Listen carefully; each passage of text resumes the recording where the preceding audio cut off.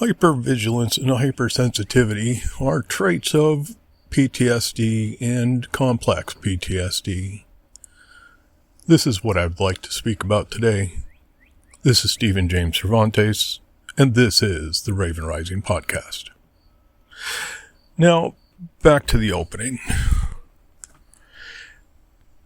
Being hypersensitive to different people's actions or lack of actions is kind of a curse, for lack of a better term, for those of us that suffer from complex PTSD. We're so used to being hyper-vigilant, being afraid of where the next hit comes from. And it's frustrating, especially when others mean no ill will or harm, but they typically don't understand that where we come from, those of us that have C-PTSD, which is vastly different than just plain PTSD, that, again, this is frustrating, at no ill will or harm from others, that we're always waiting for the other shoe to drop. And even in situations where it isn't necessary to tiptoe on eggshells, we find ourselves tiptoeing on the eggshells. And in that, certain things are highly uncomfortable, at least for myself. In that, a lack of communication equals abandonment. Repeatedly so. That in different dating relationships, where, again, under the naivety or ignorance of those of us with C-PTSD, which, according to some, fall under neurodivergence, that when we lose communication with others, it's goodbye. Because that's what we've become accustomed to. Now, people without that condition of C-PTSD, and in some instances, people with BPD, which I do not have. However, the experience and the feeling is the same.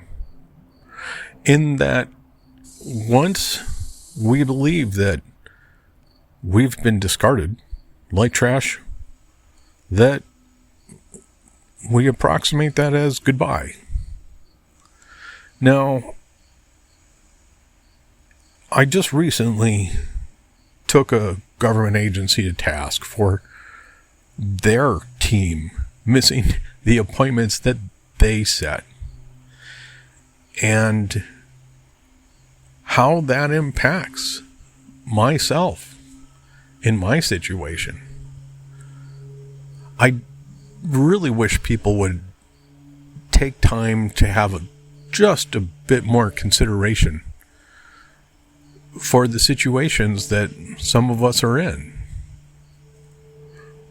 I wish that I was able to feel the way that regular people feel. I wish that I could have that strength of understanding, perhaps, that would allow me to tolerate these silences, these ghostings, for lack of a better term.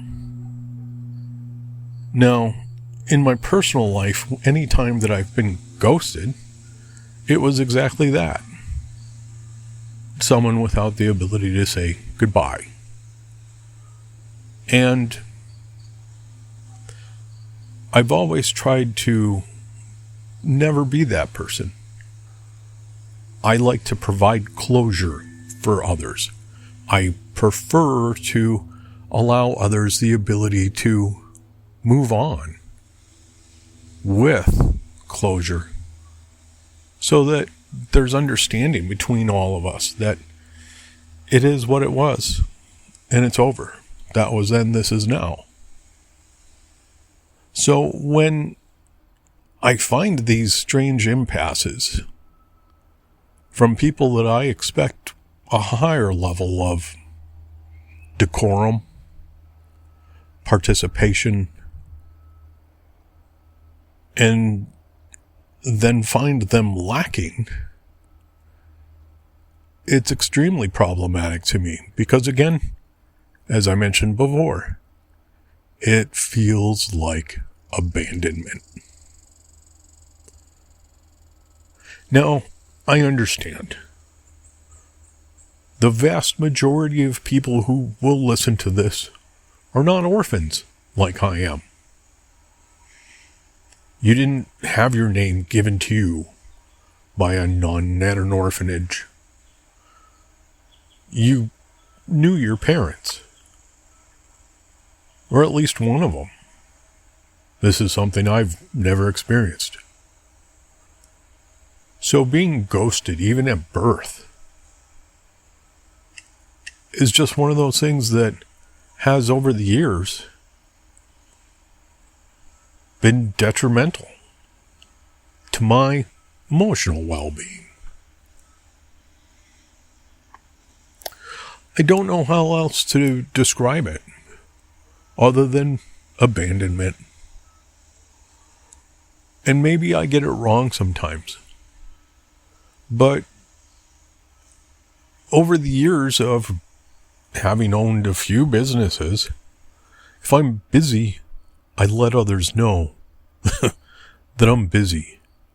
I just don't let things fall away to the side of the road.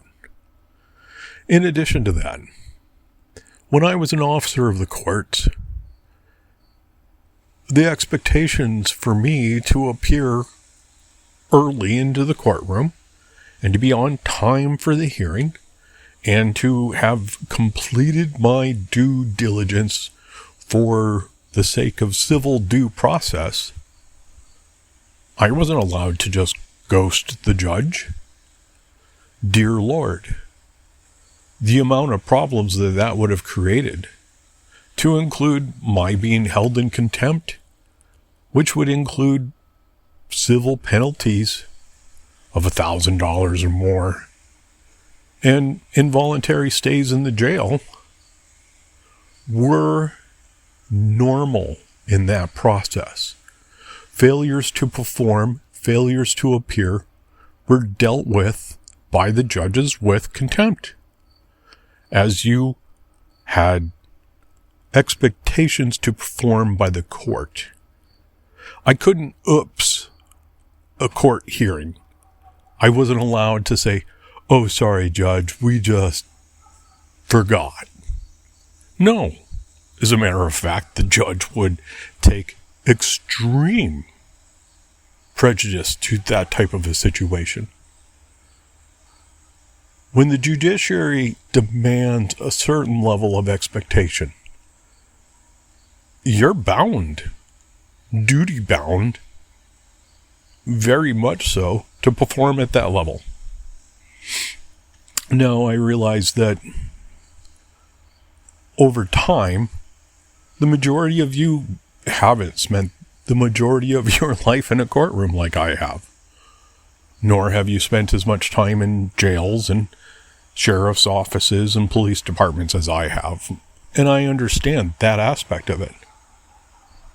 But I did think that it was common knowledge and courtesy to keep people abreast of issues, problems. As a matter of fact, I have a couple of court hearings that are moving forward on my behalf. And because of issues that I ran into, I requested, with lots of lead time, to have extensions applied to those matters. And because I did so in the proper time frame, those extensions were granted. Now, I considered that as a common courtesy to the magistrate and to the investigators and even to the opposing party, that out of due diligence, due process, and professionalism, to keep them informed of changes. So, is it my C-PTSD that triggers me when people drop the ball? Or is it just a very trained OCD that I acquired over 20 plus years of dealing with judges, that I had a higher expectation? I realize that society has become extremely lax in the way that they deal with professionalism, because I see it regularly through state employees and other agencies that being on time, they don't give a fuck about. It's not important to them. They still get to go home to their house. They still collect their state paycheck. Nothing changes if they drop the ball. Now, the people on the other end of that, regardless of how much they suffer, nothing changes for those other people. They still get to go to their home. They still have their working vehicle. And they still have that dependable paycheck with their benefits attached to it. No matter how bad they screw up, nobody holds them to account. Therefore, the etiquette, the professionalism, is not required of them. However, if you as a client fail to perform to those expectations, imagine what the response would be. I've experienced it. But the recent experience that I had was a state employee scheduling meetings, and then they failed to appear. I had to explain to their supervisor and to their director that in my past professional life, I would have been put into jail. And I would have been held into the jail until I publicly apologized to the judge and then had the fines paid somehow. And until then, I would remain in the judge for my failure to communicate, my failure to perform. The breach of the common contract and understanding in the judiciary setting was not something that you could be so flip and trite with, as people are with me today. And especially compounded upon my C-PTSD, this is problematic.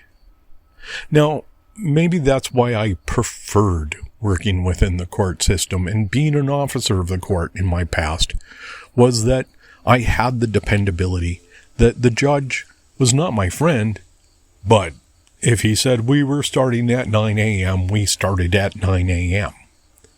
And if he said that this needed to be done by this time, dear God, if it was not, you'd better expect to have penalties with prejudice held against you. Showing up 5 minutes late, showing up 10 minutes late, or just forgetting about appointments altogether in that realm was not acceptable. Yet, out here in the real world, these people find it completely as part of what? A normal course of business to blow people off, to ghost people, to ignore people. And I wonder, where was that learned? So, I guess really the only thing that I'm expressing in today's podcast is disappointment. Perhaps misunderstanding. Maybe I am wound too tight for this real world that the majority of you occupy, because deadlines to you mean nothing. the impacts of missing deadlines mean nothing to you. Why is that? How did you get to be that way? Do you accept that when it's your life, your situation that's pending upon those deadlines? Because if you're not willing to accept it from others, then why are you willing to give that to others? To destroy their confidence in you? To make them question and doubt? And that is what parity requires. Equity. I'm not asking for equality. Equity is a sliding scale. And maybe it's my fault for growing up playing with slide rulers and an engineering father with him being a physics professor, that certain aspects of physics are absolutely immutable. Thermodynamics are immutable. Gravity is immutable. Yet, I find CEOs and other professionals decide that the rules that they require everyone else to abide by don't apply to them. The politic of the United States seems to fall greatly under that at this time also, that we're not allowed to trade stock on insider information, yet our congressional members are. It's not illegal for them because they passed a law to allow themselves to participate in insider trading.